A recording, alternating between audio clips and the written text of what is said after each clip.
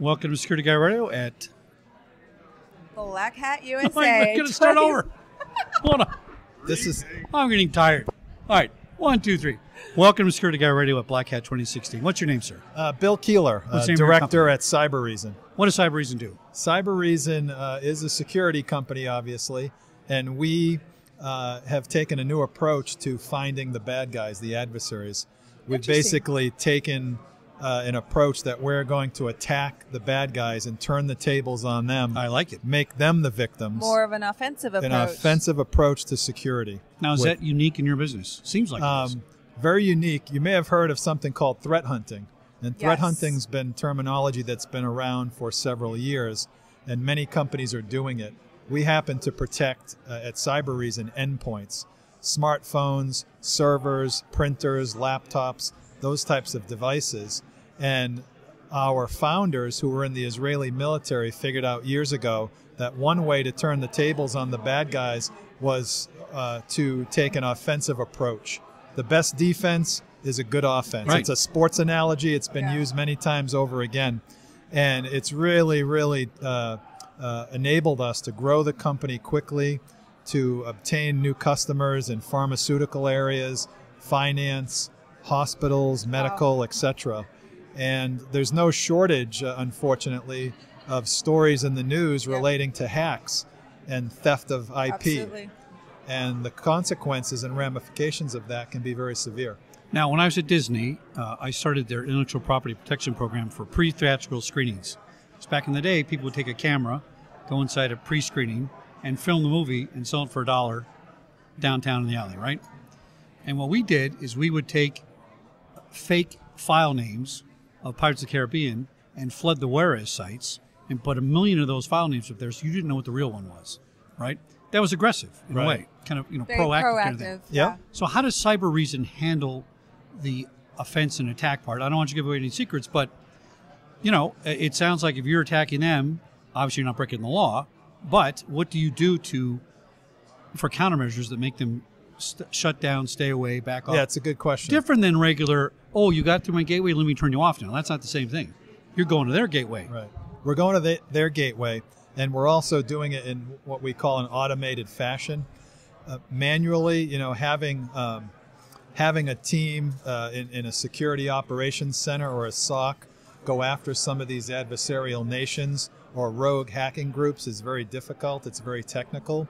So through behavioral analysis, threat intelligence, machine learning, we've come up with a platform. When you put all of that together, it enables our team to go out and help these banks and hospitals and pharmaceutical companies find patterns with which hackers try to break into networks. If you know what the hackers are doing and you think like a hacker, you're going to be more successful in determining where they are, what part of the network they're trying to get into, and what information they may be trying to steal. Now, I've heard a lot today the term behavioral analytics and utilizing that and integrating it into your existing platform and products for this next generation type of technology and capabilities. Can you explain a little bit more on that end? Yeah, it would simply be that you are understanding what the behaviors of the adversaries are. So our founders, being in the Unit 8200 portion of the Israeli Defense Forces, were carrying out some of the biggest cyber attacks against adversarial nations when they were part of the military. They know the behaviors, they know how hackers are thinking, and if you put all that together in a software platform in a very automated fashion to be able to secure hundreds of thousands or millions of endpoints. So when I mentioned a cell phone or a smartphone or a laptop, think about some of the largest companies in the world that have tens of thousands or hundreds of thousands of employees. Each employee may have 2 or 3 endpoints. Yep. Right. If you think about how that scales globally, the hacker's looking for one weak point in a network, and they will probe and they will look and they will hunt until they find that weak point. And it's up to the end users, the pharma companies, the banks and the hospitals to figure out what strategies are necessary to keep those adversaries from being successful. It's taking new approaches, and that's why we feel like our hunting platform and hunting engine taking a much more aggressive and offensive approach to going after the bad guys is really enabling our customers to turn the tables. Now, when you find them, I was just going to ask. does it? You don't hack them, I assume. No. But you're ahead of the game. Before they get there, you know who they are, and now you're better able to block them. Is that a good way to say it? It's a very good way of saying it, because if you look at some of the bigger hacks that have been in the news, it's oftentimes that the hackers poked and prodded and looked for different entry points into the network. If we, with our automated platform, can spot an attack and then find multiple ways to shut it down across a broad network, at the end of the day, we're helping our customers in being more successful and keeping IP safe and keeping proprietary data safe. And really, the end goal is to keep our customers out of the headlines. Exactly. Yeah. Right. No one wants to be in the headlines for being hacked. Absolutely. No, and C-level guys are losing their jobs over this stuff now. There was a study a few years ago about how more than 80% of CEOs were completely oblivious to the fact that their enterprise, their company, was being hacked on a regular basis. No, I believe it. Now, Yeah. that number would be a lot lower today, but I'm guessing not much lower than 60 or 70%. Right. Companies are at least finally addressing those issues and addressing the concerns. And So I kind of feel like, just being in this space for as long as I have been, not going to date myself here, but the proactiveness, do you feel like this is still kind of a new approach that companies are still not necessarily rapidly adopting, or is there been a shift in the mentality of organizations realizing they have to change their approach to more proactiveness instead of being more on the defensive side? I think that the terminology around offensive is still new. Threat hunting has been a term that's been used for several years, and with many different technologies, sometimes it takes a little bit longer, or it takes a few years for it to be adopted. Yeah. There are many companies out there selling threat hunting solutions. Where we believe that Cyber Reason is unique is that we're being really, really aggressive in terms of being very offensive, taking the attack to the bad guys and using an unparalleled level of ability that our founding team brought from the Israeli military, and knowing the strategies and really being hackers themselves. Being in Israel, a country of 8 million people, in the area that they're in the Middle East, they're being attacked from all sorts of different areas, and by big countries and small countries. And the training and the expertise that our founders built as being part of the IDF was really the genesis for the platform and the genesis for the company. Now, when you say hackers, what percentage, it's just a guess, would you attribute to a state being involved in this as opposed to a private guy who's just an ass and wants to make some money? Are you seeing more state enterprises involved in this, countries and things like that? Evidenced by hacks against Sony, hacks against the DNC most recently. The nation-state adversaries have certainly upped their game. And they're not financial gain. They are more about... Is it more publicity? Is it political, there are or hacktivist groups trying to right? change opinion, maybe, or something like that. If Yeah, you're hacktivism, if you're familiar with the Anonymous group, Yes. Yeah. so Anonymous was oftentimes looking for a political gain. They were trying to make a political statement against the company. That was certainly the case with the Sony hackings. Yeah. But other adversarial groups are looking to monetize their hacks. They're looking to steal the IP.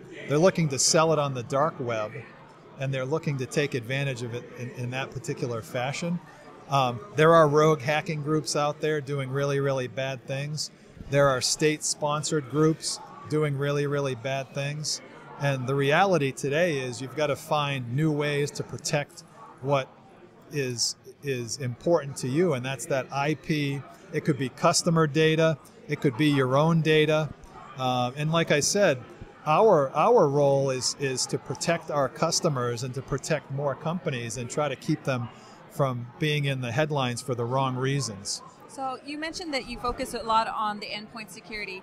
How are you, or if you're not, have you considered how Cyber Reason plays a role in the Internet of Things space, as there's been a lot of talk around this conference about how are we going to manage it, how are we going to secure it, and how it affects the threat landscape. Does Cyber Reason play a role in that? We definitely play a role in that. When you think of IoT, and you think of the excitement around the connected world that we live in, it does, to a lot of people, open their eyes to the fact that there are a lot of security risks involved with everything that is connected with a processor to a network somewhere.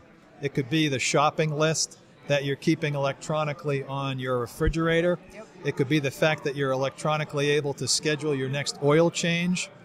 It could be anything like that in a small or broad scale. And I don't think that we've really come to the point where we really know how important IoT could be a year from now, 5 years from now, 10 years from now. Absolutely. There's threats and incidents down the road that we don't even know about yet. And there will be many challenges for companies that are promoting the benefits of IoT, because at the end of the day, if you're not able to secure the information, and I go back to securing IP, the legal ramifications, branding ramifications that companies could face from bad publicity. That's right. That'll kill you first before the financial And if you think loss. of it at a bigger scale, think about the ramifications in hospitals with Absolutely. defibrillators being connected. Yep. And we all remember the Homeland episode years ago Yes. with the vice president having the defibrillator. Totally doable. This is real world Yeah. stuff that could happen. And the ramifications could be, life threatening. Now, Cybereason has a set of clients, and your data that you gather from those clients is about a set amount of hackers. It's a subgroup of a giant group of all the hackers in the world, let's say, right?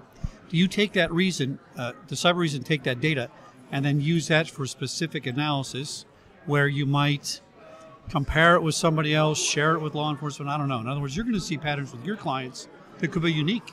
Correct. Maybe you have that one hacker that nobody else has. It's important to be sharing as much information in the cyber community as you can.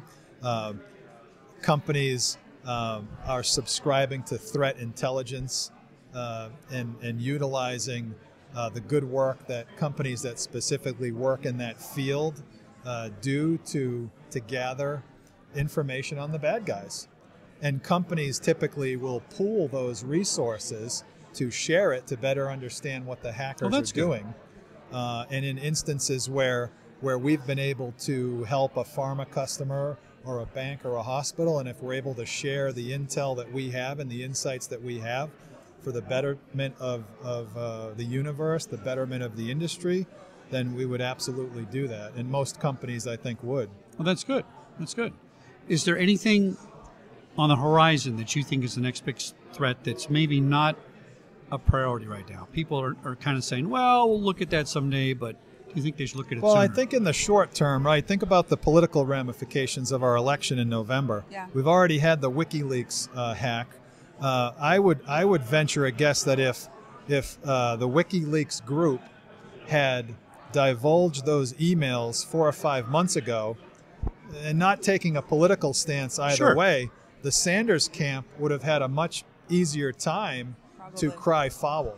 Those emails were leaked only a couple of days before the DNC started, leaving them with really no opportunity to really dig in and make a political statement. It lends to the assumptions of why it was leaked at the time it was leaked and by whom. It's all orchestrated. There have been instances overseas where Putin in Russia has his campaigns have been accused of taking down websites of competitors during election seasons.